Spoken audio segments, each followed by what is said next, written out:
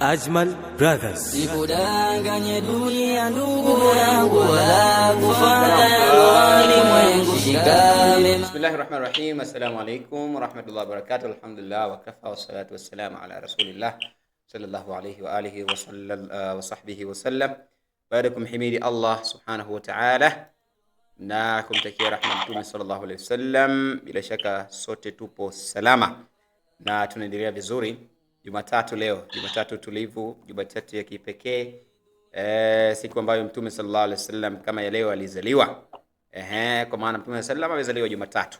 Kwa leo ni tarehe 7 Rabiul Awwal 1447. Sio Rabiul Awwal, ni Rabiul Thani 1447. Sawa na tarehe 29 Septemba mwaka 2025. Siku zinakimbia na zinayoyoma. Moja katika dalili pia ya kiyama ni nyakati kuweza kukimbia sana kiasi kwamba wanadamu wanakuja kushtukia, mara leo tarehe 29. Sawa Ni moja pia katika dalili za kiyama.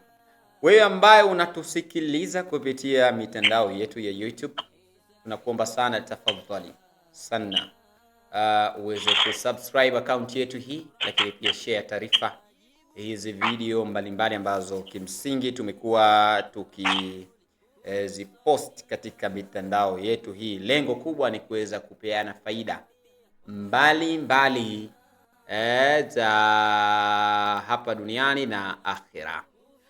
Haya, karibu sana, na leo tunaendelea na darasa letu la hadithi kwa mustawa wa thani al-ibtidaiya. Acha kidogo hapa mambo yakae vizuri. Thani al-ibtidaiya. Thani al-ibtidaiya, mara ya mwisho tulijifunza hadithi mpaka ya ngapi? Ya 5 tulijifunza hadithi mpaka ya 5. Ya 7 Ya 7 ustadi. Yeah. No, hatujafika hadithi ya 7. Tuliishia mwisho hadithi ya 6. Ya 6. Alladhi la ya'manu jaruhu bawaiqahu. Si ndio Jamani, haya, toka tuanze katika hizi hadithi, kuna yoyote mwenye swali? Na hadithi zote zimeeleweka vizuri, kwa sababu nisiwe na kwenda tu. Mwanajuma, dada Mwanajuma, salamu alaikum. Upo salama? Salamu wa rahmatullahi wa barakatuh. Umesha left group au bado? Ustadi ni left, lakini bado nasumbuliwa, mara niunga hivi, lakini hata mpaka nishachoka, nasikia kichwa cha niuma sasa. Chukua settings ambazo nimeziweka katika group. Okay? Nakwambia jana nimeshinda na simu mpaka nasikia vibaya. Settings nimetuma katika group. Haujazitazama ile, hujatazama video. Kwa simu yangu ndo sielewi vizuri kwenye simu yangu. Kwa maana kila nikaenda hiyo kwa previous sioni hiyo ni ya group. Sasa nimenisumbua, lakini nimeamua tu kuachilia hivyo hivyo. Left. Ukiona amekuunga tena, we mreport. Sawa Na kuna baadhi ya wanafunzi wameshamreport. Watu watakapokuwa wamefika kama 5 6 ambao wamemreport, akaunti yake itafungiwa, kwa sababu kumuunga mtu katika grupu bila idhini yake ni kosa kisheria. Sawa, kwa hiyo unaweza ukamripoti. Go left katika grupu, ukiona amekuunga, umemuunga tena, block, hato kuunga. Sawa inshallah. Tamam. Leo tunaendelea na hadithi. Kwa hiyo ndugu zangu, je, mumetazama katika YouTube jamani? Mmesikiliza? Mumesikiliza hizi? Jamani. Ustazi, mimi ninashika sana YouTube, siwezi kuingia ustazi, naomba niwe radhi YouTube. Asa ni kuyeradhi. Shida sio kukuyeradhi ukhti. Shida sio kukuyeradhi. Shida ni kwamba umeelewa, kwa sababu sisi tunaenda mbele, wewe umeelewa ya nyuma. Shida sio kukuyaradhi. Kukuyaradhi mimi naweza nikakuyaradhi sana tu sana. Kwenye kukusamee mimi nakusamee, sina shida. Lakini shida ni kwamba umeelewa. huwa nafuatilia hapa darasani, nikitoka hapa sifuatilie, labda Saida akiniagizia tena kwenye zile zoezi akirekodi, ndo ananiagizia na mimi nafanya zoezi. Sasa umeelewa? That is the problem.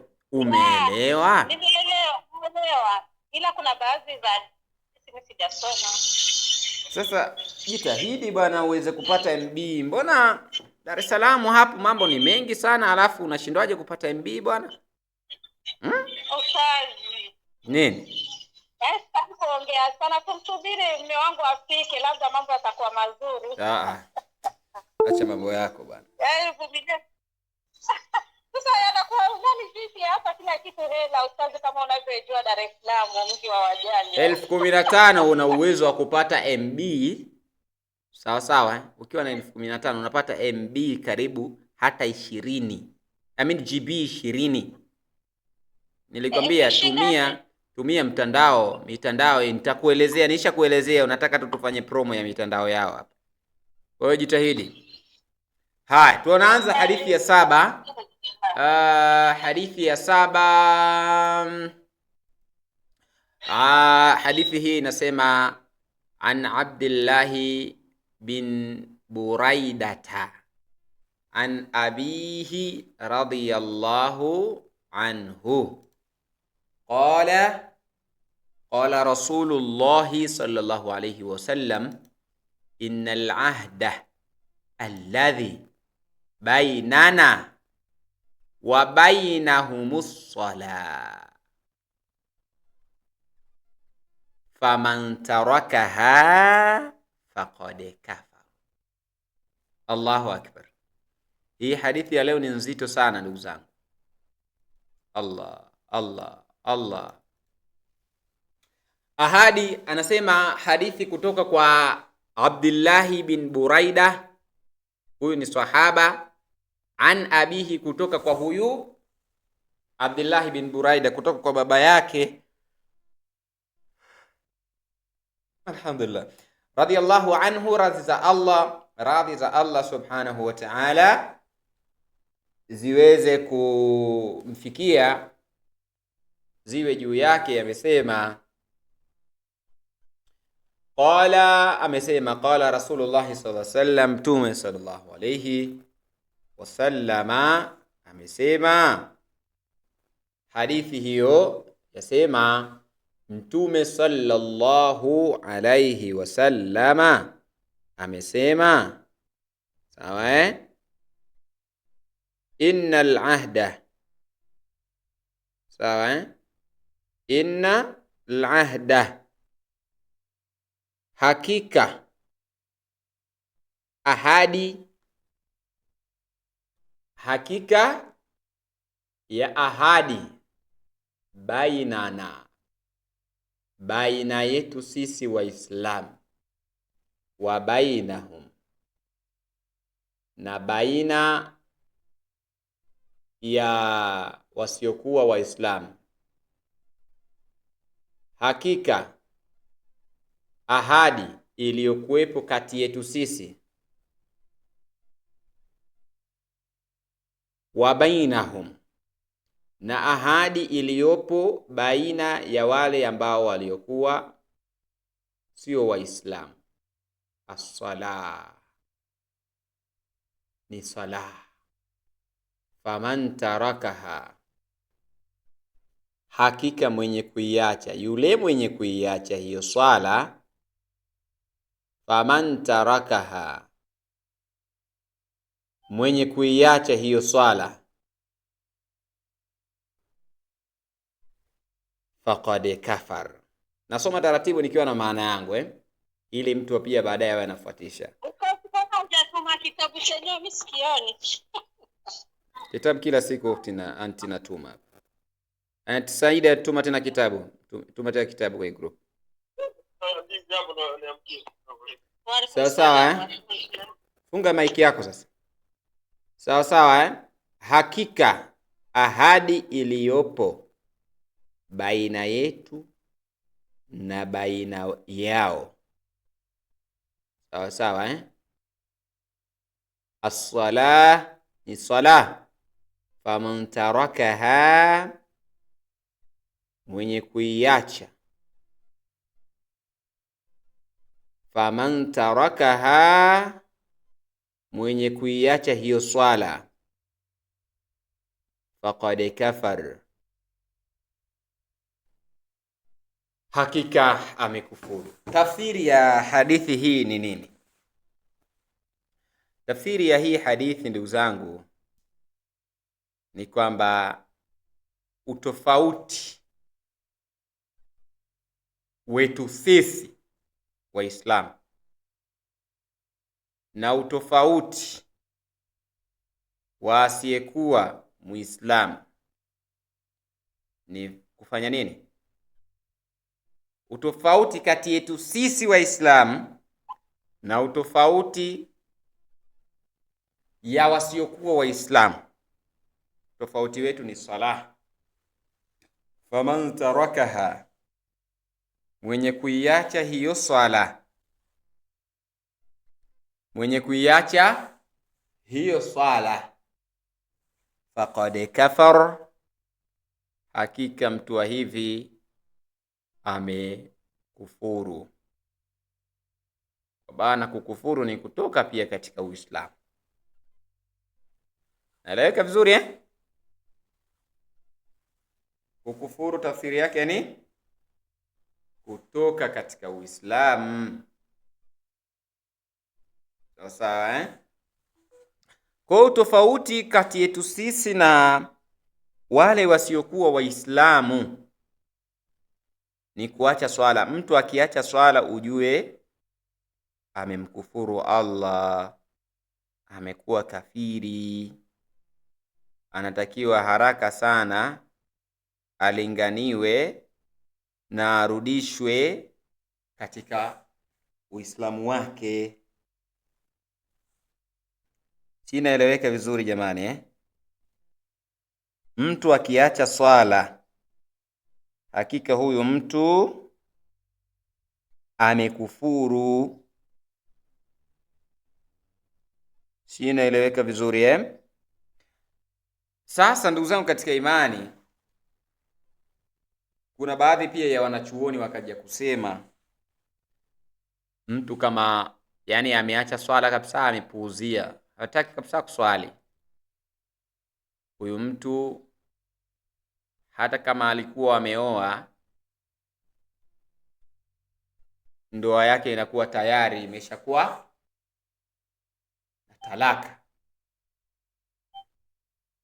Wanachuoni wetu wa Kiislamu wamekuja kuweza kuonyesha hivyo, sawa So ndugu zangu katika imani, swala la swala ni very important matter. Ni swala ambalo muhimu sana. Swala ni moja katika jambo muhimu sana. Sawa Mtu anapoacha swala ametengeneza uadui mkubwa kati yake yeye na Allah. Ndio hadithi ya Mtume sallallahu alayhi wasallam akasema pale Muadh bin Jabal radhiyallahu ta'ala anhu, siku moja alienda kumuuliza amesema kwamba Mtume siku moja sallallahu alayhi wasallam alisema kwa maana kwamba alienda kumuuliza Mtume sallallahu alayhi wasallam. Muadh ni mmoja katika masahaba wa Mtume sallallahu alayhi wasallam. Alikwenda kumuuliza Mtume sallallahu alayhi wasallam, akasema huyu sahaba akasema, ewe Mtume wa Allah, hebu nikhabarishe mimi bi'amalin yudkhilni aljanna wa yubaiduni anin nar. Nikhabarishe mimi habari ambayo itakayoniingiza mimi peponi na itakayoniweka mbali na moto. Qala, akasema, laqad sa'alta an adhimin, yani umeuliza moja katika swali kubwa na muhimu sana. Yaani nataka nijaribu tu kuwaonyesha kwamba swala ina nafasi gani katika Uislamu.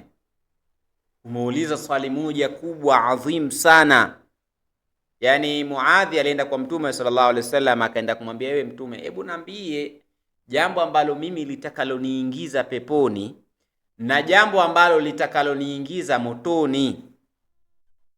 Jambo ambalo litakaloniingiza peponi na litakaloniweka mbali na moto. Ndio Mtume sallallahu alaihi wasallam akamwambia, laqad sa'alta an adhimin, umeuliza moja katika maswali muhimu sana, na kwa hakika jambo hilo mtu akilifanya hatakuwa amefaulu yule mwenye kufanyiwa wepesi na Allah. Sasa nini akamwambiaje?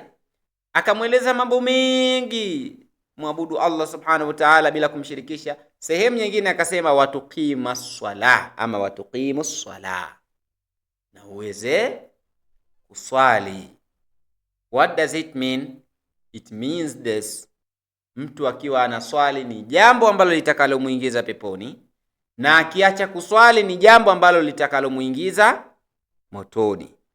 Mtume sallama akaja kumwelezea tena mambo mengi, akamwambia, ala adulluka ala abwabil khairi, hivi ni kuelezee mimi wewe Muadhi, nikwambie sasa kitu ambacho kitafungua, ama ni moja kati ya vitu ambavyo vinafungua milango yako ya khairi, riziki zako na mambo yako yatakwenda vizuri ukifanya hilo jambo. Akamwambiaje? Akamwelezea saumu ni kinga, sadaqat sawa sawa, tutfi'ul khati'ata kama yutfi'ul ma'u nar. Akamwelezea mambo mengi, si ndio Lakini moja katika hilo jambo akamwambia pia swala ni moja katika hayo mambo. Kwa hiyo ili mambo yako yaweze kufunguka, mwanadamu lazima awe ni mwenye kuswali. Muda mwingine napitia mitihani kazini kutokana na hali za kazi zetu na mazingira ya kazi yetu. Unakuta inafikia time sawa inafikia time mtu muda wa sala umefika, yupo kazini, na akirudi kazini amechoka. Wallahi tujitahidi hivyo hivyo hapo kazini kwako hapo, siwe busy sana. Chukua dakika 10, nenda kaswali, rudi dakika 7, swali, rudi. Lakini ile kuacha swala moja kwa moja, wallahi hivi. Ngoja niwaulize ndugu zangu katika imani, kwa nini wanachuoni wengi wamekhtalifiana kuhusu imani ya mtu anayeacha swala? Yaani kwamba je, huyu ni Muislamu ama ni kafiri? Akifa tumzike Kiislamu ama kikafiri? Kwa nini wanachuoni wengi wakakhtalifiana mpaka wengine wakafikia hatua kwamba huyu akifa asizikwe Kiislamu? Wengine wakafikia hiyo, ingawa hili jambo lina ikhtilafu. Sasa kwa nini yani mashaka mengi yawe kwa mtu ambaye anayeacha kuswali? Kwa nini asiwe mtu ambaye anayeacha kufunga? Kwa nini asiwe kwa mtu ambaye asiyetoa sadaka? Kwa nini yani mashaka mengi na ikhtilafu? Wanachuoni wamekuja kugongana hoja katika swala la mtu anapoacha kuswali. Why? Kwa sababu kuswali ni moja katika jambo muhimu sana. Sala ni nguzo ya pili ya Uislamu. Yaani mtu akishatoa shahada tu, kinachofuata ni sala. Sio zaka, sio kuhiji, kinachofuata ni nini? Ni swala. Sasa ndugu yangu katika imani, you can even ask yourself, leo umekwenda sokoni, umeenda kuchukua vitu, lakini vile vitu ulivyokwenda kununua huna sehemu ya kuviweka. Si kama unanielewa vizuri? Yaani wewe umenunua vitu kibao, umejaza,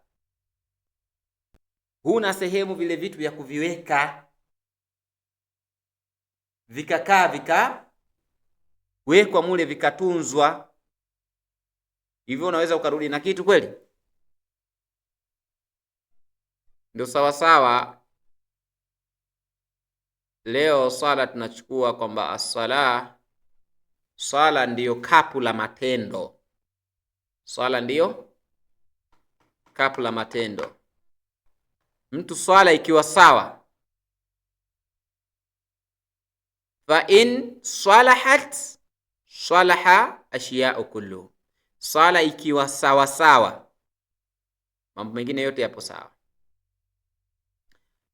Leo wewe unatoa sadaka, unasoma Qur'ani, unafundisha, unafanya nini, unafanya kazi zako, unasaidia watu, una huruma, unatembelea watoto yatima, lakini kama huna swala, vitu vyako utaviwekea wapi? Kapu lako litakuwa lenye kuvuja. Sasa ndugu yangu katika imani, as-salatu miftahul janna, sala ndiyo ufunguo wa kukuingiza peponi. Wewe mlango wako umefungwa, funguo huna, utaingia peponi? Maana yake wewe utakuwa ni mtu wa motoni. Na kama ni mtu wa motoni, motoni anaingia nani? Motoni haingii muumini, ataingia kafiri. Maana yake tafsiri yake mtu akiacha swala huyu anakuwa ni nini? Ni kafiri. Shika maana sawa hiyo sentence tumuombe Allah sana atujalie tuweze kupambana, tuwe ni wenye kuswali. Leo Allah subhanahu wa ta'ala anapotuambia Alif Lam Mim, dhalika alkitabu la raiba fihi hudan lilmuttaqin alladhina yu'minuna bilghaibi. Tafsiri yake ngoja ni wape. Alif Lam Mim, Allah subhanahu wa ta'ala ametumia hizi herufi kuweza anajua mwenye tafsiri yake. Dhalika alkitabu, Qur'ani hiki ni kitabu, la raiba fihi, ambacho ndani yake hakina shaka. Hudan lilmuttaqin, ni uongofu kwa wanaomcha Allah. Allah sasa akaja kuwataja wenye kumcha Allah ni akina nani? Alladhina, ambao yu'minuna bil ghaibi, ambao huyaamini mambo ya ghaibu ambayo hayaonekani, kuhusu kiyama, kufufuliwa, sawa sawa, mambo ambayo Allah subhanahu wa ta'ala peke yake ndo anayajua. Hawa ni wenye kufaulu. Kwa hiyo waumini ni wenye kufaulu. Wayuqimuna as-salat, lakini si tu wawe wenye kuamini, pia wawe wenye kuswali. Waona? Yaani kwamba inapotajwa muumini lazima swala pia. Kwa hiyo maana kama mtu aswali, tafsiri yake si muumini, na tafsiri ya mtu kama si muumini ni kafiri, na tafsiri ya kafiri maana yake ataingia motoni. Inaeleweka vizuri? Kwa hiyo alladhina yu'minuna bil ghaibi wa yuqimuna as-salah. Kwa hiyo sala ndiyo muongozo wa muumini. Moja katika kitu ambacho kinamtambulisha muumini huyu ni Muislamu, sio jina. Kwa sababu jina, mtu anaweza akawa Joni lakini Muislamu. Mtu anaweza akawa Zakaria ni Muislamu. Mtu anaweza akawa Zakaria ni Mkristo. Mtu anaweza akawa Abdallah ni Mkristo. Jina peke yake halisaidii kumpresent mtu kwamba ni Muislamu. Naeleweka vizuri Kinachomsaidia mtu kuweza kumfanya huyu aonekane ni Muislamu ni swala. Si kama naeleweka vizuri? Yaani swala wewe ndio itakayokufanya uweze kuonekana Muislamu wa sawa sawa.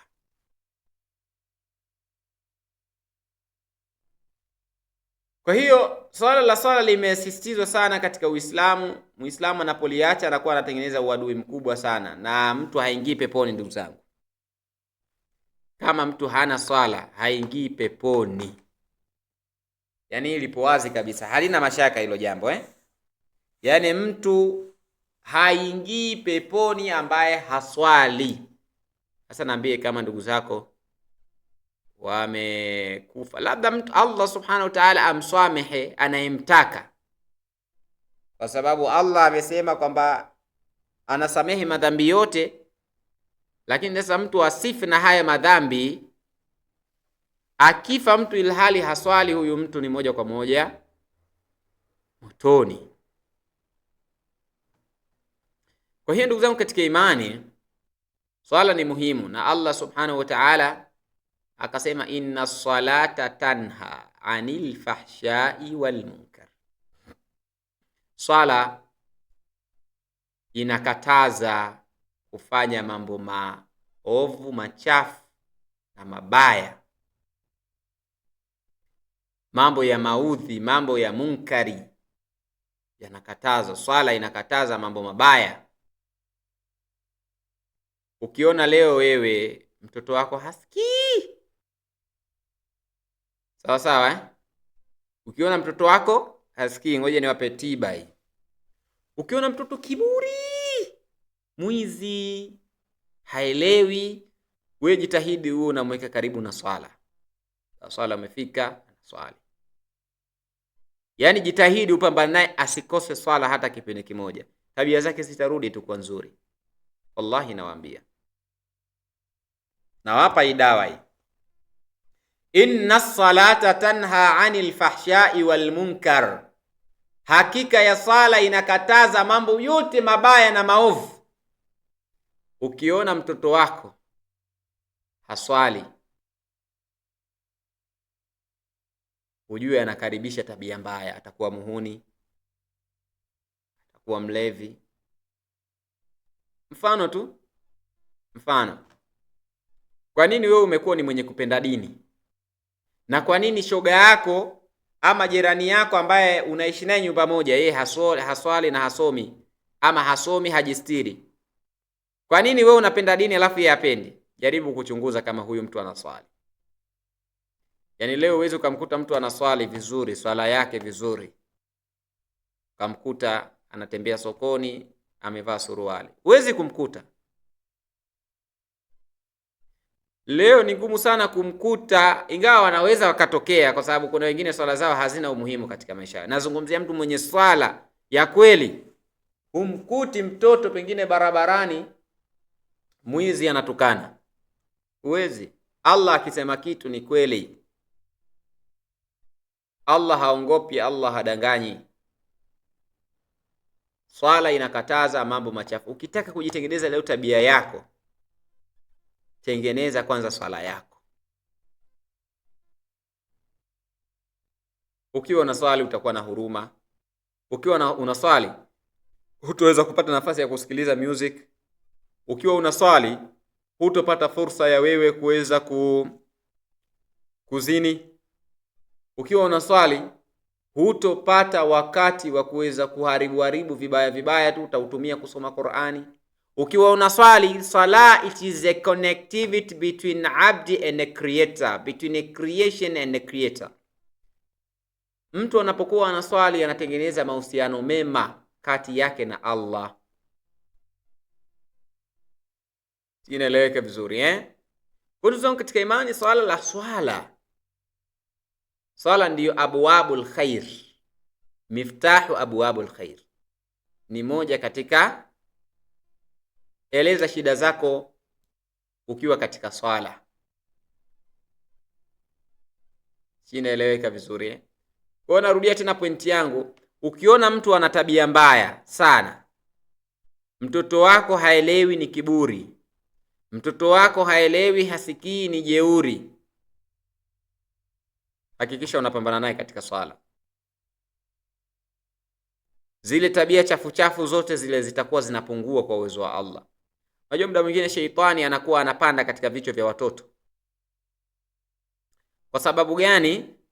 Kwa sababu watoto hawalazimishwi katika kusoma dini, watoto hawaswali. Sheitani anapata fursa ya kuingia katika vichwa vyao na kuwatengenezea fikra kwamba wewe mjibu tu mama yako unavyojisikia. Lakini akiwa ni mwenye kuswali, atakuwa na mahusiano mazuri kati yake yeye na Allah. Na mtu anapokuwa na mahusiano mazuri kati yake yeye na Allah subhanahu wa ta'ala, hutomkuta mtu huyu anatukana. Kwa nini? Kwa sababu ana Allah ndani ya moyo wake. Kwa hiyo hata kitakachokuwa kinamjia katika akili yake ni nini? Is all about Allah subhanahu wa ta'ala. Sinaeleweka vizuri.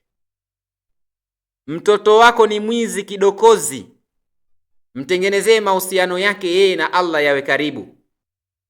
Tengeneza mahusiano ya Allah na huyu mtoto yawe karibu.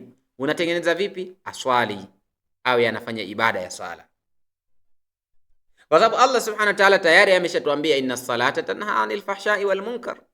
Swala inakataza mambo mabaya. Mtu anapokuwa anasujudu subhana rabbiyal a'la, kwa hiyo manake ule moyo wake utakuwa unarudi kuwa karibu na Allah. Lakini mtu anapoacha kuswali, moyo wake anakuwa karibu na sheitani. Sasa niambie, mtu anapokuwa karibu na sheitani anakuwa ni mtu aina gani? Anakuwa katili, hatakuwa na huruma, hatakuwa mwenye kusikiliza. Kwa ndugu zangu katika imani, chukueni dawa hii. Mtoto hasikii, mtoto kiburi, hakuna hata dawa ya kumtengeneza kitabia. Mtengeneze katika swala yake. Hakisha swala zake zote 5 anaswali. Ukisha wini katika hili, umewini everything about your child. You win everything about your child. Umemaliza kila kitu kuhusu mtoto. Yeye mwenyewe tu ndo atakuwa anakukumbusha, mama, huu ni muda wa swala, mama acha kuosha vyombo. Utakuwa umewini. Ukiona mtoto wako amefikia hatua hiyo, wallahi umewini. Tamam? Mama, mbona hujaswali leo? Mama, wewe hujaswali wewe. Mimi nimeamka asubuhi, wewe hujaswali. Ukifikia hatua hii, mtoto wako amefikia hatua hii, wallahi alhamd, shamtengeneza kitabia. Watoto wenye huruma, wenye mapenzi, wenye kuwatii wazazi wao, wenye kusikiliza, wenye kupendwa, ni watoto wenye huruma, ni watoto wenye kuswali. Mimi nakumbuka, sitaki nijisifie, lakini katika familia yetu tulikuwa na watoto upande wa baba mkubwa ambaye tumekuwa naye pamoja. Yani mimi nilikuwa sana sijisifii jamani, najitakasa kutokana na riaa, lakini nasema ili watu waweze kupata taabur. Tumekuwa pamoja. Wazazi wake yule hawamuamrishi sana kuhusu swala. Mimi nilikuwa nikiamiriana sana na swala. Kabla sijaenda shule alfajiri lazima niswali. Sasa unajua wazazi wa Kiafrika kuna ile time, unajua sisi tujalelewa maisha yale ya kitajiri sana mama asubuhi anakwambia osha vyombo. Na mnakuta nyumba ni jirani na kuna moment ile mzazi anakuja kushtaki kuhusu mtoto wake, anakuja kushtaki labda kwa mamako. Mama anakwambia, bwana, kabla hujaenda shule osha vyombo.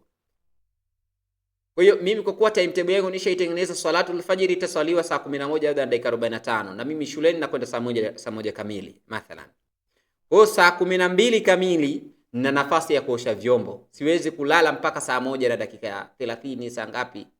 Saa 1 nitaosha vyombo, nitafagia uwanja, nitakwenda kudeki chooni, nivae uniform zangu niende shule. Kwa sasa ile moment nilivyokuwa nakwenda nayo, yule mama kwa maana yule mama mkubwa ilikuwa akipendezwa sana na alikuwa akiumia mtoto wake. Kwa nini akiambiwa oshe vyombo asubuhi? Mvivu. Unakuta labda shuleni anatakiwa afike saa 1, yeye kaamka saa 12 na dakika 45 au saa 12 tena mpaka aende akamwagiwe maji kuamshwa. Alikuwa mkaidi sana kiasi kwamba mpaka anamwambia kwamba tazama mtoto wa mwenzako, angalia mtoto wa babako mdogo, asubuhi akiamka anaosha zake vyombo, anakunywa, anafagia uwanja, anafanya nini, kila kitu anamaliza. Kiasi kwamba mpaka wakawa wananifananisha, yani yule amekuwa ni kama msichana, yani amewazidi mpaka wasichana. Naeleweka vizuri Tafsiri yake ni nini? Kwa sababu mimi tayari nilishatengenezwa katika kujua ama katika mahusiano mema kati yangu mimi na Allah subhanahu wa ta'ala. Kwa hiyo ilikuwa nikiamka asubuhi lazima niswali, na ili niende shule, na nilikuwa nikiamini ili nifaulu vizuri sawa ni lazima niweze kufanya ibada, ni swali kwanza. Ilikuwa napata wakati mgumu sana, labda siku napopitiliza mama hajaniamsha na kulikuwa na ugomvi sana kwamba kwa nini hujaniamsha, na inawezekana hiyo siku hata shule pengine ikawa ni ngumu kwenda. Naeleweka vizuri. Kwa tafsiri yake ni nini? Mtoto wa baba mkubwa, wazazi wake walikuwa kilalamika sana, kwangu mimi malalamishi hayajakuwa mengi, ingawa sometimes unaweza ukapitia zile changamoto za utoto na nini unaiga, lakini swala inakufanya urudi katika mstari sawa sawa. Kwa hiyo mtoto wako haelewi, hasikii, jaribu kumcontrol kwenye swala. Ukisha mcontrol kwenye swala, ukaweza kummanage katika swala, ukaweza kumuongoza katika swala, wewe maisha yako yatakuwa vizuri sana. Mtoto wako anavuta bangi, yupo katika makundi ya ajabu ajabu, mkumbushe kuhusu ibada ya swala. Na mara nyingi wazazi mnaweza mkao mnaadhibiwa na Allah subhanahu wa ta'ala kutokana na zile tabia ambazo watoto wenu wanazozifanya. Inawezekana ikawa ni adhabu. Mtoto hujamtengeneza katika mazingira ya kumwogopa Allah na kumhofu Allah. Hujamtengeneza toka akiwa mdogo. Sasa hivi ana miaka 30, miaka 25 akiwa anakutukana. Inakuwa kwako ni adhabu hiyo, kwamba hujatengeneza kizazi chenye kumjua Allah subhanahu wa ta'ala. Naeleweka vizuri Kwa hiyo turudi katika nukta ya msingi. Kimsingi ni kwamba swala ni jambo moja la muhimu ambalo mwanadamu ndio linamfanya aweze kuwa na mahusiano mazuri na Allah, awe na huruma, awe na mapenzi na watu wengine. Mume wako ndani ya swali, mke unaswali, ujue wewe hapo huyu mwanaume kukuchiti nje ni kawaida sana. Si inaeleweka? Ndio maana leo mabinti wengi wanakimbilia sana kwa maustadhi. Si inaeleweka vizuri Kuna siku nilikuwa nikitazama, nikifuatilia shekhi mmoja anatoa statistics. Wanawake wengi wanapata amani wanapoolewa na mashekhi. Si inaeleweka vizuri Kuna ndoa moja bwana mkubwa aliikataa. Akakataa kabisa. Akasema binti yangu haolewi na mwalimu wa madrasa. Ataolewa na mtu ambaye ana afueni ya kipesa. Yule binti alilia sana. Alilia sana. Kwa hiyo manake tafsiri ya kawaida, watu wanapata amani sana wakiwa wameolewa na mashekhi. Tafsiri yake ni nini?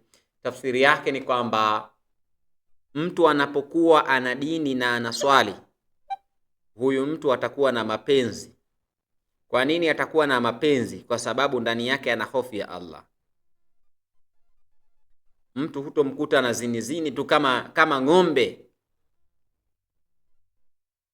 anafanya tu mambo machafu kama ng'ombe barabarani. Hutomkuta mtu ambaye anaswali, mwanamke wake hatokuwa ni mwenye kulalamika kuhusu mwanaume kukimbia kwenda kwenye mabaa, akirudi amelewa, amefanya nini. Hutopata malalamishi haya. Kwa hiyo mtu akiwa anaswali atakuwa karibu na Allah, na kama atakuwa na mahusiano na Allah, basi mahusiano na wanadamu wengine yatakuwa mazuri. Kipimo rahisi cha kujua ya kwamba swala yako wewe ni sahihi ama sio sahihi, kipimo chake ni pale ambapo matendo unayoyafanya ni mazuri ama mabaya. Yaani hiki ndo kipimo rahisi sana cha kujua sawa cha kujua matendo yako unayoyafanya, cha kujua swala yako unayoiswali ipo sawa ama haipo sawa. Naeleweka vizuri Kwa hiyo lazima watu waweze kujua kipimo cha swala unayoiswali ipo sawa ama haipo sawa.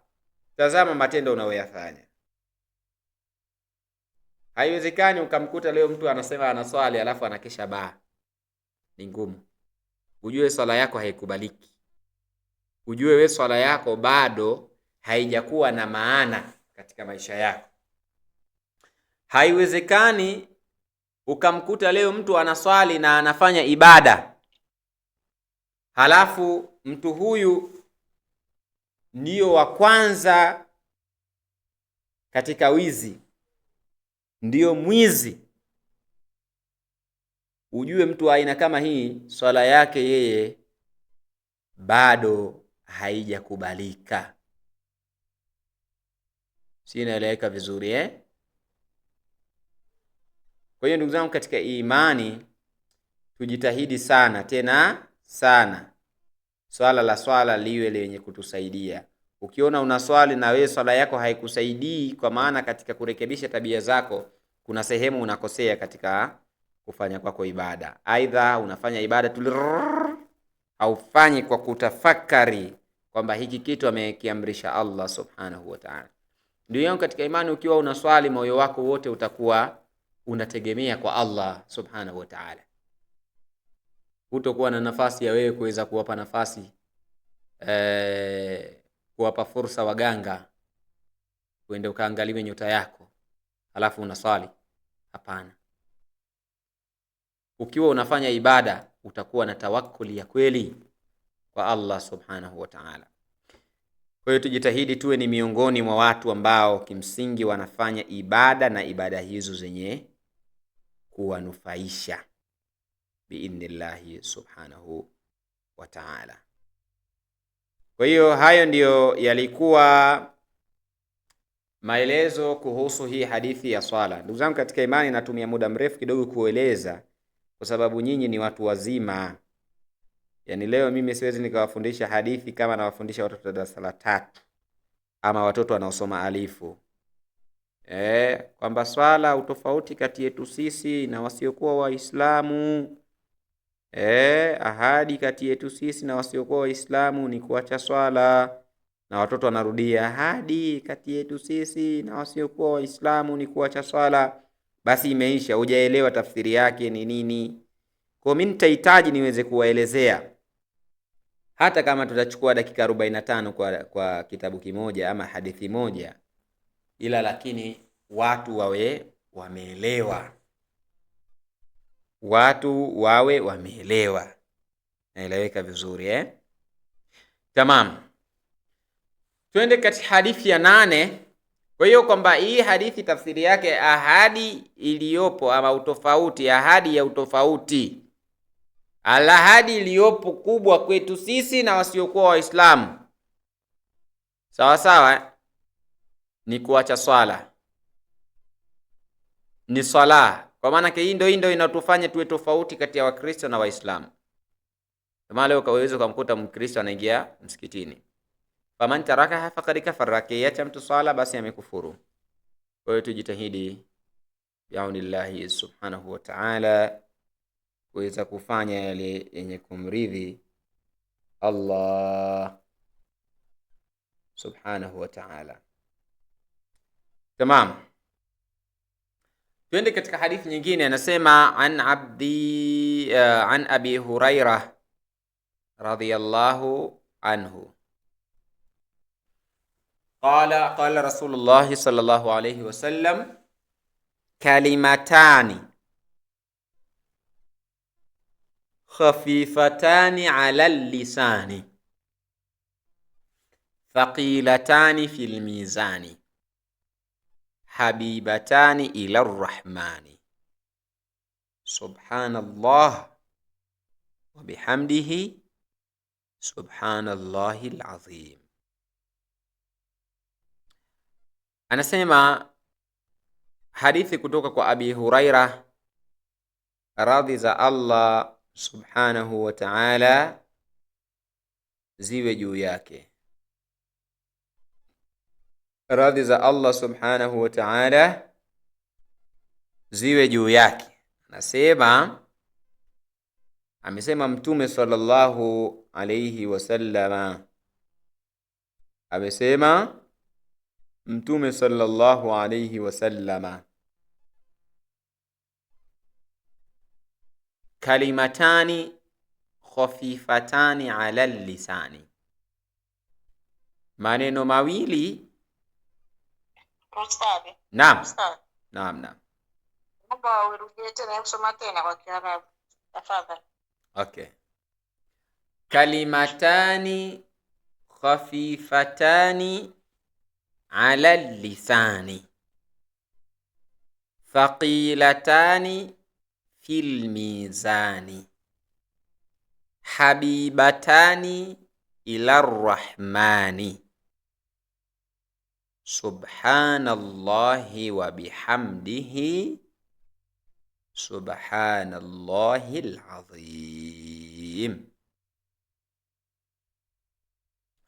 Kalimatani, maneno mawili, khafifatani ala lisani, mepesi katika ulimi. Kwa maana mepesi hayo maneno mawili katika ulimi, manake ukiwa unayatamka. Thaqilatani fil mizani, pia hayo maneno mawili ni mazito sana katika mizani ya matendo yako. Habibatani, ni yenye kupendwa sana, ila Rahmani, kwa Allah. Habibatani, ni yenye kupendeza sana, ila Rahmani, kwa Allah mwenye huruma. Maneno yenyewe ni hivi: subhanallahi wa bihamdihi, subhanallahil azim. Sawa sawa, subhanallahi wa bihamdihi, subhanallahil azim. Kwa hiyo kusema subhanallahi wa bihamdihi na kusema subhanallahil azim, haya maneno ni maneno mawili mepesi kuyatamka katika ulimi. Thaqilatani fil mizani, lakini ni mazito haya maneno katika mizani. Habibatani ila Rahman, na ni yenye kupendeza sana kwa Allah subhanahu wa ta'ala. Maneno yenyewe ndo haya: subhanallahi wa bihamdihi, subhanallahil azim. Mtu akiwa anasema haya maneno subhanallahi wa bihamdihi, subhanallahil azim, yani anakuwa amefanya jambo ambalo linakwenda mizani yake ya kheri, yani itakwenda kuifanya kuwa ni mizito sana siku ya Kiyama. Na pia maneno haya yanapendwa sana na Allah, yanamfanya Allah subhanahu wa ta'ala akupende. Kwa hiyo kusema mtu subhanallah, ametakasika Allah, wa bihamdihi, na sifa njema anastahiki yeye. Subhanallahil azim, ametakasika Allah ambaye mwenye ukubwa wa hali ya juu. Kwa hiyo maneno haya mawili kuyasema ni rahisi sana kuyasema katika mdomo, sawa sawa. Yani kusema subhanallahi wa bihamdihi, subhanallahil azim ni rahisi tu, lakini ni mazito katika mizani ya kheri, kwa maana yana ujira mkubwa. Habibatani ila Rahmani, pia yanapendwa sana na Allah mwenye huruma. Sasa ndugu yangu katika imani, kama pia ulikuwa hujui dhikri za kufanya, sema haya maneno: subhanallahi wa bihamdihi, subhanallahil azim, subhanallahi wa bihamdihi, subhanallahil azim, subhanallahi wa bihamdihi, subhanallahil azim, subhanallahi wa bihamdihi, subhanallahil azim, subhanallahi wa bihamdihi, subhanallahil azim, subhanallahi wa bihamdihi, subhanallahil azim, subhanallahi wa bihamdihi, subhanallahil azim. Sema kwa idadi unazoziweza. Subhanallahi wa bihamdihi. Bora maneno rahisi sana haya, rahisi sana. Subhanallahi wa bihamdihi, subhanallahil azim, subhanallahi wa bihamdihi, subhanallahil azim, subhanallahi wa bihamdihi, subhanallahil azim, subhanallahi wa bihamdihi, subhanallahil azim. Maneno rahisi sana ambayo ni rahisi kuyatamka katika ulimi, lakini ni mazito katika mizani ya kheri. Yanaifanya mizani yako ya kheri iwe mizito, yanaifanya mizani yako ya kheri iwe mizito. Kwa ndugu zangu katika imani, kusema haya maneno, kufanya dhikri, kunatufanya sisi tuwe ni wenye kusamehewa madhambi yetu, na hii pia iwe dawa nyingine. Mtu hasikii, haelewi, sawa ama ana matatizo ya mashaitani, alazimiani sana na kumtaja Allah subhanahu wa ta'ala. Ana matatizo ya hasira, mtaje sana Allah subhanahu wa ta'ala. subhanallahi wa bihamdihi, subhanallahi alazim, subhanallahi wa bihamdihi, subhanallahi alazim. Lakini pia maneno mengine, la ilaha illa Allah Muhammadur Rasulullah, la ilaha illa Allah Muhammadur Rasulullah, la ilaha illa Allah Muhammad. Maneno yapo mengi sana. Kuna hadithi ya Mtume sallallahu alaihi wasallam ikizungumzia ubora wa dhikri, akaelezea mengi sana kuhusu wale watu, kundi la masahaba wa Mtume walienda kumlalamikia Mtume sallallahu alaihi wasallam kwamba watu wenye mali wameondoka na ujira. Watu wenye mali wanaswali kama tunavyoswali, wanafunga kama sisi tunavyofunga, wanatoa sadaka kwa ziada ya mali zao. Sasa wale watu walienda kumlalamikia Mtume, hawa watu sisi wanatupita sisi katika kheri, kwa sababu wao wana pesa, wanaswali. Hawa watu wanatumalizia matendo yetu. Sisi Mtume tufanye nini? Ndio Mtume sallallahu alayhi akawaambia, hawalaisa qad ja'ala Allahu lakum ma tasaddaqun, kwani nyinyi Allah subhanahu wa ta'ala hajawapa kitu ambacho mtatumia kuweza kutoa sadaka, mtakachokifanya kikahesabika kama mmetoa sadaka kama wao? Inna lakum bikulli tasbihatin sadaqa, hakika nyinyi kila tasbihi moja mnaosema subhanallah subhanallah wa bihamdi, kila tasbihi moja mnaosema ni sadaka kwa Allah, inapendeza. Na ile kusema Allahu akbar pia inapendeza, kusema alhamdulillah inapendeza kwa Allah, ni sadaka kubwa kuliko hata hao waliokuwa na mali. Wa kulli tahlilatin sadaqa, hata ile kusema la ilaha illa Allah Muhammadur Rasulullah ni sadaka. Kwa hiyo maana yake tujitahidi sana kulazimiana katika kufanya hizi dhikri. Umekaa zako ndani, umemaliza swala, usikimbie tu nje. Na hapa kidogo tumekuwa na mtihani, ndugu zangu, sisi tunaoswali. Yaani mtu amemaliza swala, basi kurupu anakimbilia nje. Kurupu anaenda kuvua hijabu yake ili anaenda kuchukua simu, kushika tena simu. Yaani kamaliza swala tu pale, hana huyu mtu muda wa kukaa kwenye mswala wake hata dakika 5 ama 10. Kaa kwenye mswala wako, sema astaghfirullah astaghfirullah astaghfirullah astaghfirullah astaghfirullah astaghfirullah astaghfirullah astaghfirullah astaghfirullah astaghfirullah astaghfirullah astaghfirullah astaghfirullah astaghfirullah. Mswalie Mtume sallallahu alaihi wasallam, Allahumma salli ala Muhammad wa ali Muhammad, Allahumma salli ala Muhammad wa ali. Huo ndio uchache wa kumswalia Mtume. Kuna hile durudi Ibrahim ambayo salati Ibrahimia ile Allahumma salli ala Muhammad wa ala ali Muhammad kama sallaita ala, ile ni ndefu ile, lakini unaweza kwa ufupi uchache unaweza kusoma Allahumma salli ala Muhammad wa ali Muhammad, Allahumma salli ala Muhammad wa ali Muhammad, Allahumma salli ala Muhammad wa ali Muhammad. Sema hivi, yani jiwekewe kabla hujatoka katika msalla wako kila siku. Weka kama swala umeiswali dakika 6 au 5 ama 7.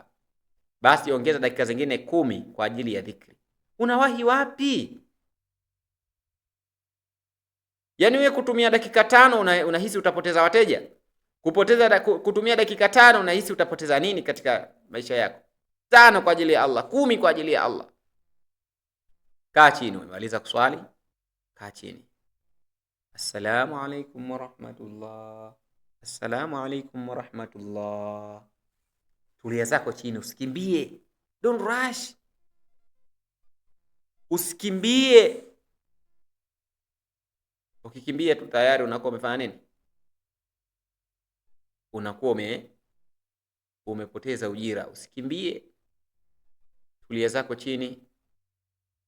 Anza kuhesabu vidole vyako. Subhanallah, subhanallah. Subhanallah, subhanallah, subhanallah, subhanallah, subhanallah, subhanallah. Ukahesabu mara 33. Haikuchukua hata dakika 2 umemaliza. Ukaja alhamdulillah mara 33. Uchukue hata dakika 2 umemaliza.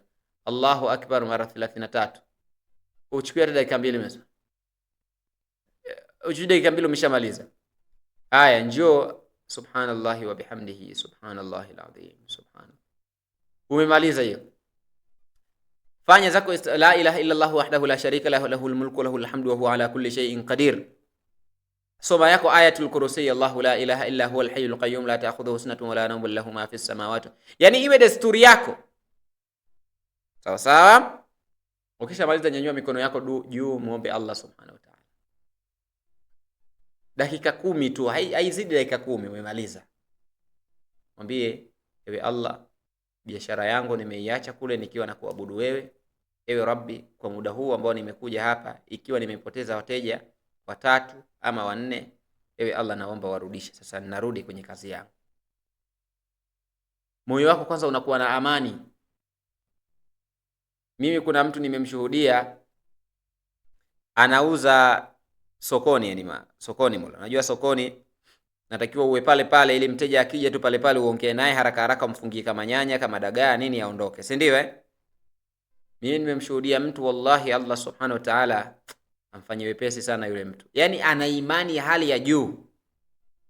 Anakwenda, yani ukifika muda wa swala, yeye dakika 15 kabla ya adhana yupo msikitini. Yani mfano adhana na dakika 45, yeye na dakika 30 yupo msikitini. Anaacha pale. Na baada ya swala watu wote wanaweza kaondoka. Watu wote wanakimbilia kwenye mabiashara yao na nini na nini na nini. Yeye anakuwa mwisho, anaweza kutumia karibu hata dakika 30. Kama ni swala ya dhuhuri ataswali swala za sunna hata 6. Alafu na taratibu akifika pale unakuta wateja wanamsubiri yeye, wallahi nawaambia. Yani waman yatawakkal ala Allah fa huwa hasbuh. Mwenye kumtegemea Allah, Allah anamtosheleza. Wateja yeye ndo anamsubiria.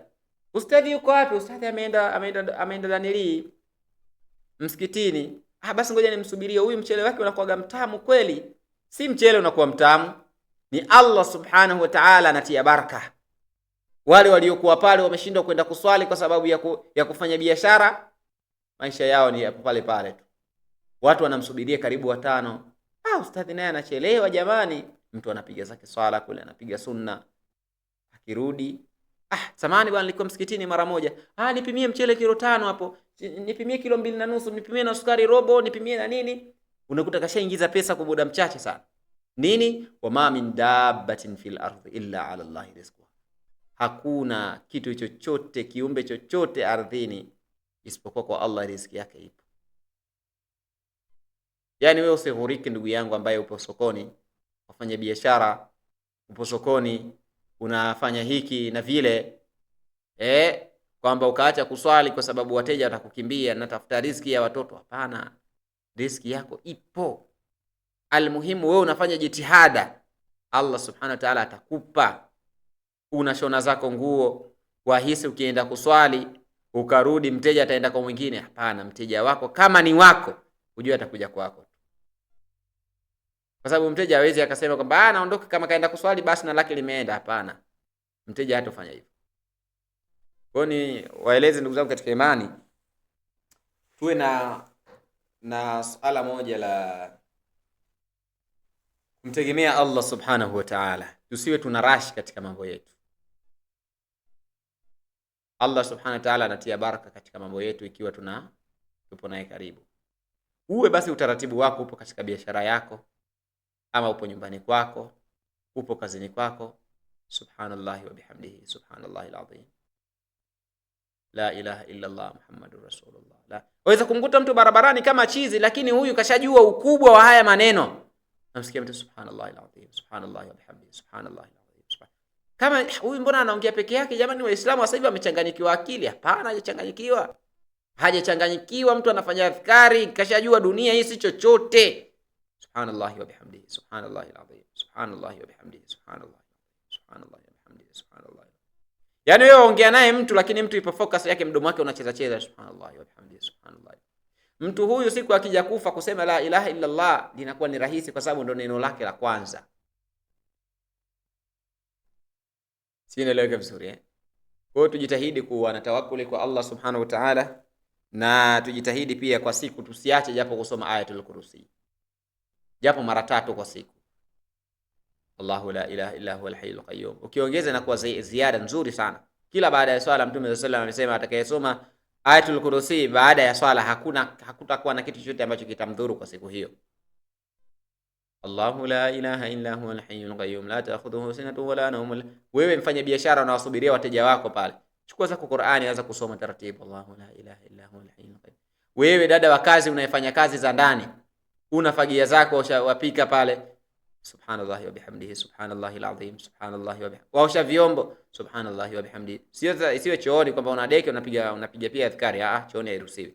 Subhanallahi wa bihamdihi subhanallahi alazim subhanallahi wa bihamdihi subhanallahi alazim subhanallahi wa bihamdihi subhanallah, la ilaha illa Allah muhammadur rasulullah, la ilaha illa Allah muhammadur rasulullah, la ilaha illa Allah muhammadur rasul. Unaweza ukajiwekea idadi fulani, yani iwe kama wimbo wako, si wimbo kama nakusudia wimbo watu waimbe, yani iwe ni kama kawaida yako, unakuwa unafanya mirara na tikrara, unairudia mara kwa mara ile kitu, itakuwa inakusaidia sana. La ilaha illa Allah, la ilaha illa, inakupunguzia hata stress za dunia. Wallahi niwaambie kitu, ukitaka moyo wako uwe comfortable kuhusu stress za dunia, kuwa karibu na Allah. Yani utahisi kwamba kuna haja gani ya mimi kuweka stress kwa sababu sina gari, kwa sababu sina nyumba nitakuja kuziacha tu. Nimepambana kwa uwezo wangu, Allah hakunikadiria niweze kumaliza hii nyumba, fabiha wa ni'ma. Najua siku yoyote nitaondoka, bora nilijenge kaburi langu. La ilaha illa Allah, la ilaha illa Allah. Ni bora mtu akuone chizi mwandazimu, lakini we pambana. Subhanallahi wa bihamdihi subhanallahi alazim subhanallahi wa bihamdihi subhanallahi alazim subhanallahi wa bihamdihi subhanallahi alazim, la ilaha illa Allah, la ilaha illa Allah, la ilaha illa Allah, la ilaha illa Allah, la ilaha illa Allah, la ilaha illa Allah, Allahu akbar, Allahu akbar, Allahu akbar. Yani wewe kuhusu siji magari, kuhusu nini, utaona vya kawaida kwamba mal hayatu dunia illa mata'ul ghurur. Hayajakuwa haya maisha ya dunia isipokuwa ni starehe tu ya muda mfupi, kwamba mimi nitakufa. Halafu ukiwa karibu na Allah, sawa sawa, ukiwa karibu na Allah subhanahu wa ta'ala, wewe hutaogopa kifo. Unajua kuna watu sisi tunaogopa sana kifo, si ndio? Mtu haogopi kifo isipokuwa ni muovu. Yani mtu muovu anaogopa kifo. Si mnanielewa? Yani nikisema hivi siji kama mtakuwa mnanielewa. Yani mtu ambaye mwenye ucha Mungu ndani ya nafsi yake, wallahi wa billahi, haogopi kufa. Kwa sababu gani wewe unaogopa kufa ilhali unamtii Allah subhanahu wa ta'ala, na Allah anajua kwamba, na kweli dhati ya nafsi yako unajua kwamba wewe unafanya kitu kwa ajili ya Allah. Wewe unaogopa nini kufa? Ilhali kwamba wewe unajua kabisa ukifa unaenda kukutana na Mola wako. Ilhali unajua ya kwamba wewe unafanya matendo yenye kumridhisha Allah subhanahu wa ta'ala. Waogopa nini kufa? Yani sisemi kwamba hii kwamba watu wajiue, lakini nazungumzia ile nafsi yako ndani. Bado unaogopa kufa kwamba mimi nitakufa, mali zote nitaziacha. Yani unaona kabisa kama mimi nachelewa fulani hivi. Wewe katika dua zako kila siku unamuomba Allah, ya Rabbi nijalie mwisho mwema. Yani ushajua kabisa kuna kufa. Hautoipamba sana dunia hii. Hutoipamba dunia. Kwa sababu gani? Ushajua kwamba mimi nafanya matendo yaliyokuwa mazuri yenye kumridhisha Allah subhanahu wa ta'ala. Sinaeleweka vizuri Sasa kama wewe unafanya matendo yenye kumridhisha Allah tabaraka wa ta'ala, hofu yako kuhusu kifo ni nini? Sinaeleweka vizuri Kwa hiyo moja pia katika sehemu ya imani ni mtu kuweza inapokuja swala la kifo, kama anakuwa na uoga sana, ujue kwamba huyu anaogopa matendo anayoyafanya atakwenda kumuumbua siku ya kiyama. Sinaeleweka vizuri. Kuna aya katika suratu Yasin, nimeisahau ile aya, lakini inazungumzia kwamba yani wale watu ambao waliokuwa na imani ndani ya mioyo yao hawahofii hata kidogo swala linapokuja la kifo. Kwa sababu wewe tayari ushajua kwamba mimi ninaswali kwa dhati ya Allah subhanahu wa ta'ala, na Allah ameahidi malipo kwa hiki ninachokifanya. Kuna haja gani ya wewe kuhofia kwamba maisha nikifa mimi sijui nini, watoto wangu watakuwa nini? Hutofia. Kwa sababu gani? Kwa sababu wewe tayari umeshafanya nini? Umeshafanya matendo yenye kumridhisha Mwenyezi Mungu subhanahu wa ta'ala. Kwa hiyo ndugu zangu katika imani, tujitahidi sana kulazimiana na hizi dhikri.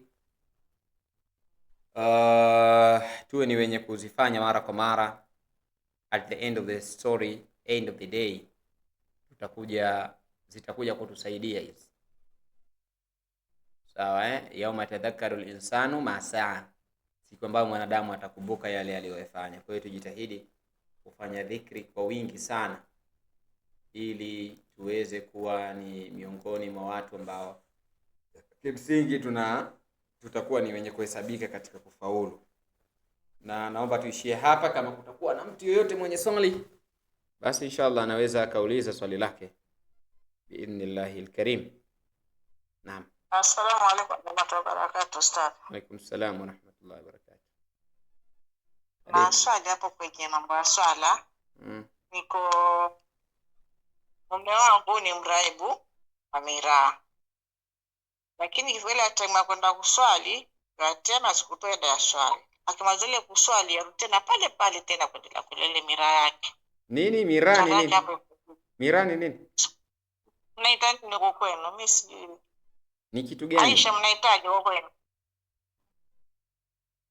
Miraa ni kitu gani? Ni just explain to me. What is miraa? Kila watu wanatafuna kama vijiti ile na majani. Mirungi sio?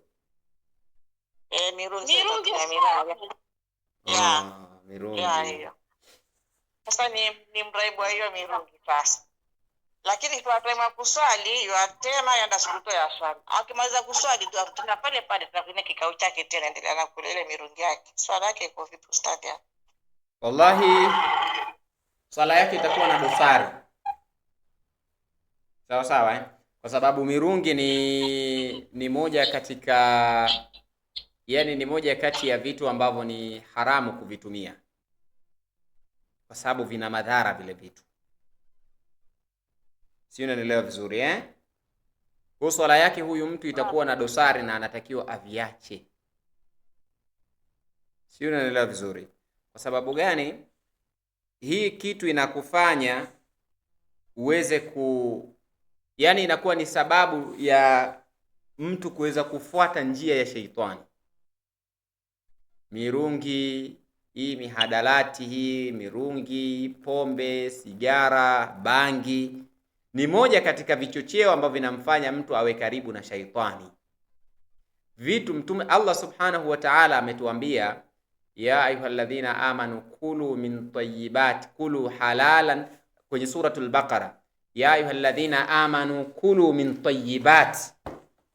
Sina naeleka vizuri nyinyi ambao mliomwamini Allah Subhanahu wa Ta'ala, kuleni vilivyokuwa vya halali. Ngoja nitafute hii aya. Kuleni vilivyokuwa vya halali katika ardhi. Sio, unaelewa vizuri Sasa ukitazama hivi vitu sio halali. Hivi vitu ukivitazama, haya mambo ya sigara haya si halali. Uislamu umekataza hivi vitu kwa sababu vina madhara na sio vitu vizuri. Sio, naeleweka vizuri Sio vitu vizuri ambavyo vinampendeza Allah Subhanahu wa Ta'ala. Allah Tabaraka wa Ta'ala ametuhalalishia vitu vingi sana katika ardhi. Ya ayuha nasu kulu mimma fil ardhi. Allah Subhanahu wa Ta'ala anasema, enyi watu, kulu mimma fil ardhi, kuleni vile vilivyopo katika ardhi. Nini? Sio mule tu kila kitu. Halalan tayyiba, vitu ambavyo ni halali tena vizuri. Anaambie mirungi ni mizuri? Hebu naambie anti, kwa akili ya kawaida, mirungi ni mizuri? Si mizuri, lakini ni mraibu, atoka mfanya nini? Hasikia toka mwambia nini? Mraibu sisi hatuangalii ni mraibu ama sio mraibu. Sisi tunaangalia Allah nini ametuambia. Kwa sababu hiyo sasa ni matamanio, na nilisema mwanadamu ana njia mbili za kumpoteza mwanadamu. Nilisema Ibilisi ana njia mbili, shaitani ana njia mbili za kumpoteza mwanadamu. Njia ya kwanza ni shahwati. Kwanza kumtengenezea kile kitu kwamba kukiona ni kitamu, kumpendezeshea kile kitu. Sawa sawa? Njia ya pili ni shubahati, kumwekea utata kwamba hii Uislamu umeruhusu au hujaruhusu. Kwani nikifanya hivi kuna kitu gani? Mbona nina swali? Mbona nafanya hivi? Sio, naelewa vizuri Kwa hiyo Allah Subhanahu wa Ta'ala anasema, ya ayuhan nasu kulu mimma fil ardhi halalan tayyiba, Enyi watu hapa Allah subhanahu wa ta'ala amewaambia watu, sio waumini, watu. Waumini, wasiokuwa waumini. Enyi watu, kuleni vile vilivyopo ardhini vya halali, sio halali tu peke yake, vizuri. Wala tattabi khutuwati shaitani, na wala msifuate nyayo za shaitani. Innahu lakum aduwwun mubin. Sasa hii kula mirungi ni moja katika nyayo za shaitani. Yani wewe uwezi ukamkuta shekhe. Wewe ushawahi kumkuta shekhe anakula mirungi? Ushawahi kumkuta shekhe ambaye anaaminika shekhe? Kwa mfano hapo Kenya, nyinyi shekhe gani ambaye mwamtegemea? Wapo wengi, lakini katika hao ambao wanaotegemewa labda makadhi, ushawahi kusikia kadhi anavuta sigara? Ushawahi kusikia? Yes, sijapeleleza sana pia. Hata kama utapeleleza uwezi ukasikia. Kwa sababu gani? Kwa sababu kuvuta sigara, kuvuta bangi, kunywa pombe, kunywa sigara, sijui kufanya nini, kula hiyo mirungi, kula sijui mihadarati mingine, yote ni khutuwati shaitani, ni sehemu ya kumfuata shaitani. Sigara uwezi ukakuta inavutiwa msikitini. Sigara itavutiwa sehemu ambazo za ovyo ovyo, kwenye music clubs. Sio, unaelewa vizuri? Mirungi hii ambayo inayosema uwezi ukamkuta mtu anaivuta akiwa na mashehe. Kama hichi kitu unajua kitu rahisi kukijua kwamba hiki ni halali ama ni haramu. Hebu watu wanapokuwa wema, watu mashehe pale wamekuepo, wewe kutumia hicho kitu kama kitakuwa ni halali au haramu. Mfano mtu labda leo awe anakunywa soda mbele ya shekhe, kuna ubaya? Hamna ubaya. Hakuna ubaya. Kwa nini? Kwa sababu ni kitu ambacho automatically hakina alama yoyote ya kusema kwamba anafuatwa shaitani huko. Ila leo wewe simama unavuta sigara mbele ya mashekhe, watu watakutafsiri vipi? Kukufukuza sawa, ndoke hapo. Kabla ya kukufukuza watakutafsiri wewe ni mtu wa aina gani? Si mtu wa dini, hufuati dini. Si mtu wa dini, hufuati dini, lakini pia kwamba wewe ni mtu ambaye ndani yake una ushaitani. Ni mshenzi, muhuni, si ndio? Sasa manake kama tafsiri yake ni hii, ndo hapa tunarudi halalan tayyiba. Kuleni vitu ambavyo ni vya halali alafu pia vizuri. Allah katika sura nyingine anasema wala tulku bi aidikum ila tahluka, yani msizingize nafsi zenu katika nini? Katika maangamivu. Niliwahi kusikia daktari mmoja anasema watumiaji wa mirungi inasababisha upungufu wa nguvu za kiume, lakini pia vile vijichembe vyake vile, sawa vile vijichembe vile vijinania vitafuna vikienda kukaa katika mfumo wa chakula, inakwenda kuharibu sehemu ya utumbo ile. Ndio unakuta mtu baada ya muda fulani anasumbuliwa na ameenda kufanyia operation ya utumbo, baada ya muda fulani ameenda. Kwa hiyo vile vitu vina madhara kiafya, lakini pia kidini, na vile vitu unajua vinamzuzua mtu. Kondoa ama sehemu ya Arusha, kwa wale ambao wamefika Arusha. Tushawahi kufika Arusha Tanzania? Sijafika. Lakini unaisikia Arusha ni moja katika sehemu ya Tanzania ambao mkoa wenye wahuni wengi vibaya mno. Ngoja niwape story moja kuhusu South Africa, alafu nitakuja yaani hivi vitu ni kuonyesha kwamba vina uharamu, lakini pia vina madhara mazito sana kiafya ya akili, lakini pia hata kidini. South Africa ni moja katika nchi ambayo mauaji yapo mengi sana. Aisha anaweza akathibitisha. Mauaji yapo mengi sana. Uhalifu upo mwingi sana. Unajua kwa nini? Kwa sababu watu wake wamepewa ruhusa ya kutumia hii mihadarati.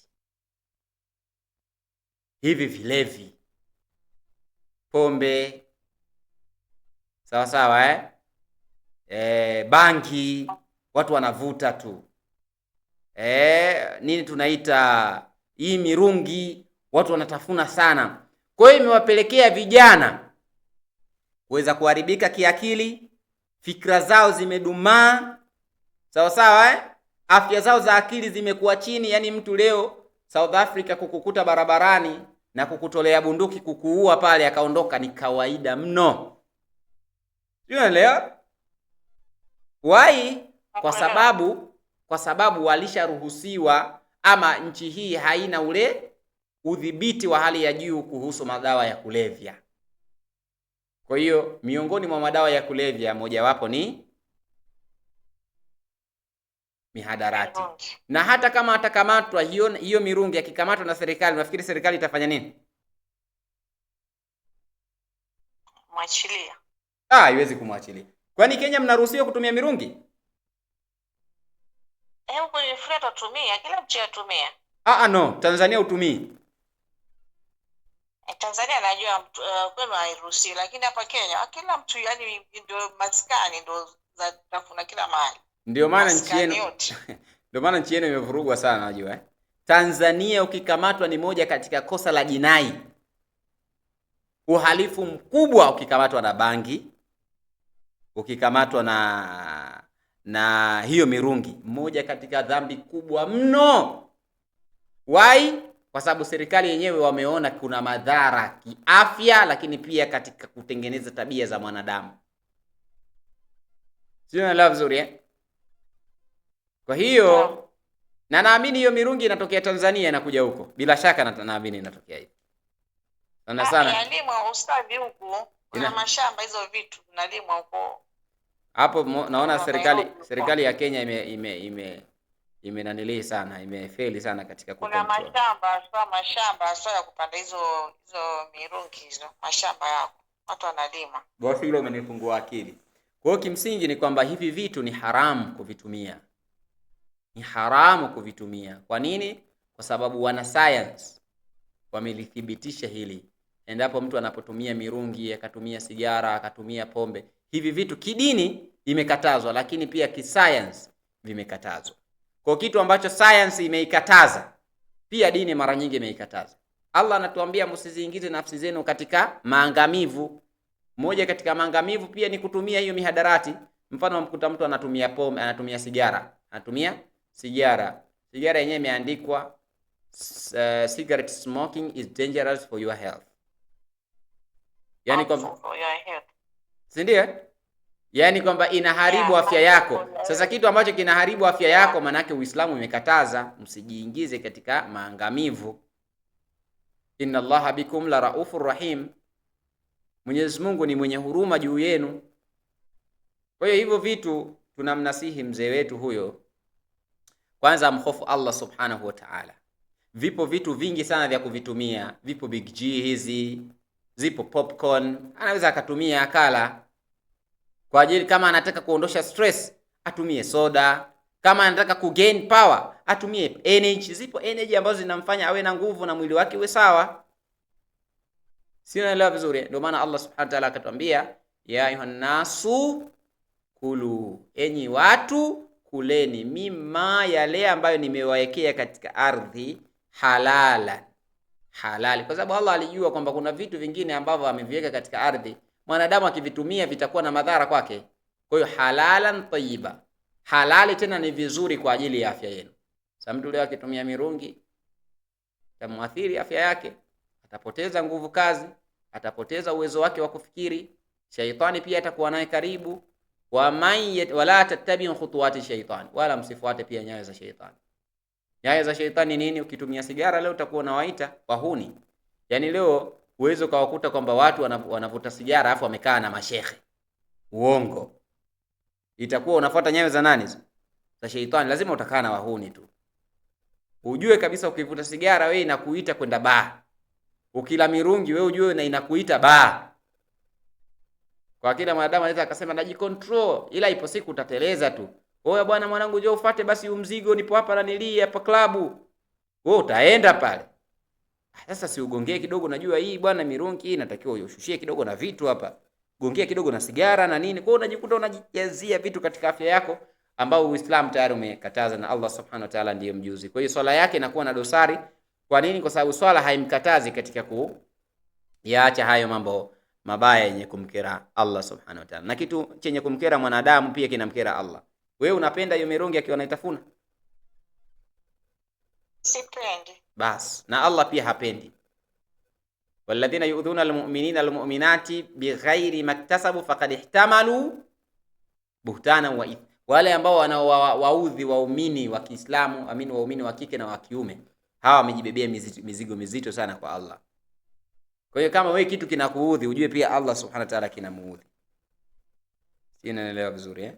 Kwa hiyo wewe kwenda wewe unaudhika mtu akiwa anatafuna biskuti? Si upiki ustaz. Sasa je. Wewe mwambie anatafuna biskuti, asio anatafuna mirungi. Na Allah subhanahu wa ta'ala amfanyie wepesi insha Allah. Ninawashukuru sana. Mwenyezi Mungu Subhanahu wa Ta'ala atupe taufiki ya kufanya matendo yaliyokuwa mazuri yenye kumridhisha. Tunamwomba Allah Subhanahu wa Ta'ala ajalie matendo yetu haya tunayoyafanya yenye kutusaidia katika kuyaacha mambo mabaya. Ibada tunazozifanya, Qur'an tunasoma, tuna nini? Allah tunamwomba Subhanahu wa Ta'ala atujalie tuwe ni wenye kusafika kitabia na kimaadili, lakini pia azibadilishe nyumba zetu. Kama mume anaswali, mke aswali, basi aswali. Basi kama mume anaswali, mke haswali, awe anaswali, mke anaswali, mume haswali, wote wao wanaswali bi'aunillahi subhanahu wa ta'ala. Tunaomba Allah tabaraka wa ta'ala siku atakayotuchukua, mwisho wetu ukifika, tuchukue akiwa radhi na sisi. Wa akhir da'wana anil hamdulillahi rabbil alamin. Wassalamu alaykum wa rahmatullahi wa barakatuh. Sasa kabla sijamaliza, naomba nitoe zoezi hili nitalihitaji siku ya Ijumaa insha Allah.